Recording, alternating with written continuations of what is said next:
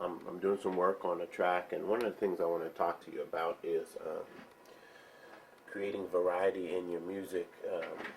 This track is a long, long way to go, and a lot of times we hear stuff, and we hear people say they do things in a couple minutes.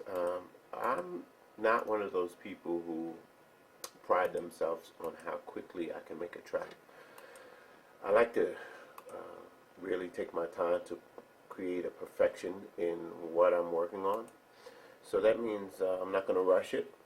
I use a lot of different techniques. Some of the techniques that I use is what I call staggering. So staggering allows me to create complex rhythms and tracks by staggering the amount of measures that I use. So some tracks I'll use 8 measures, some tracks I'll use 4, some tracks I'll use 16, and you'll see that that I've taught that many times before, but what that does is it creates variety. And when you get that variety, you get an interesting track. I could let you hear the beginning of it. Actually, I can't because everything that I've done is in place now, but if you listen to this track in the beginning, it sounded really repetitive because everything was based around 4 bars or 8 bars, and that's too repetitive. You got to start going 16 and 32 bars. Now I have another part. I'll double this. Right now it's at 16 bars. Let me see if I can give you a better view. But I'll have another part eventually, and let me see if I can clear that up for you. How about that? You should have told me I was out of focus. So anyhow, so right now we're at 16 bars, right? And any loop that I have that's the longest is going to be 16 bars. I got 2 16. But I want to do a couple 32 bars also. Now that will make it sound even more interesting and more, how did you say, professional? Okay. Now over here I was just showing you, I was just writing, so I don't have time to teach when I'm writing. I don't think you can teach and write at the same time and do it well, because if I'm teaching or I'm writing, one of the two. So I didn't talk because I was teaching. I was writing, and maybe I'll do a little bit of teaching. Bass lines are important, and what I hear people doing on their bass lines is they just follow the chords. You need more interesting stuff than that. The best way to do that, as I taught before, is to listen to bass players and emulate what they're doing. So instead of just going, you can go.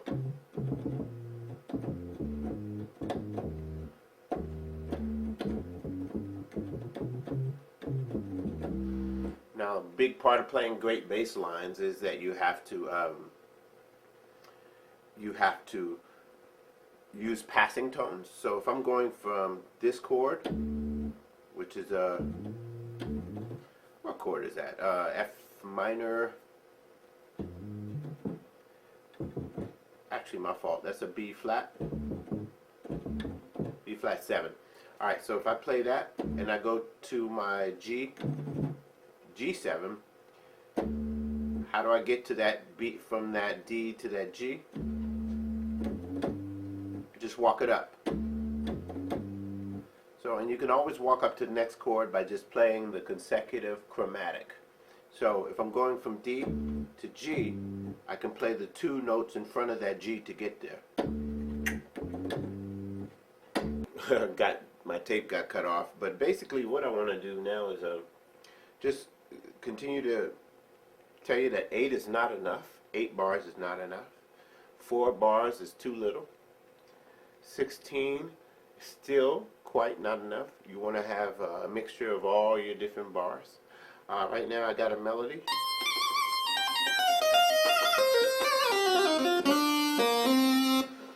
I'm going to add that to it. You can listen as I do that. I'm working on the Mac today, working with Logic, and you can hear part of the track. Here it is.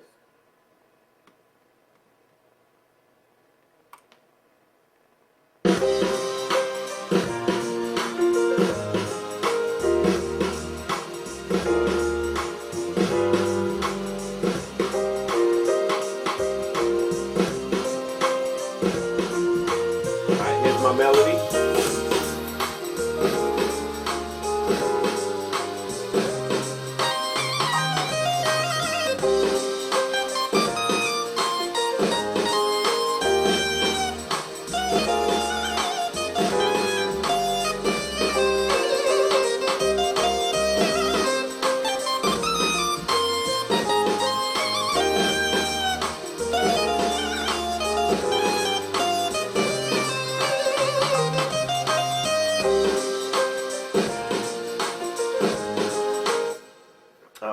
things we got to do when we create music is we want to, as we get proficient, and that's why it's really important not just to not only just learn software, but to become a musician. That means learning scales, notes, the foundation. It'd be best if you start there, but if you're playing catch up, getting a mastery over your chords, fingerings, everything, no matter what instrument you play, whether it be guitar, piano, it allows you to become and make mature statements with your music.